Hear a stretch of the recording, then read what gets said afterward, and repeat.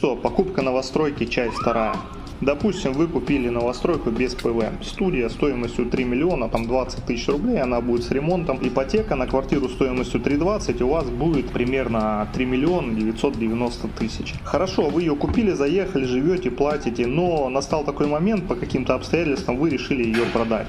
И оказывается, что рыночная цена этой квартиры 2 миллиона 800. И здесь у вас будет вилка. Либо найти покупателя, который вам принесет 3 900, чтобы закрыть ваш долг, чтобы купить квартиру 2,8. Либо же вы находите где-то 3 миллиона 900, чтобы закрыть опять же ипотеку, чтобы продать эту квартиру за 2,8. Ну как вам такая математика?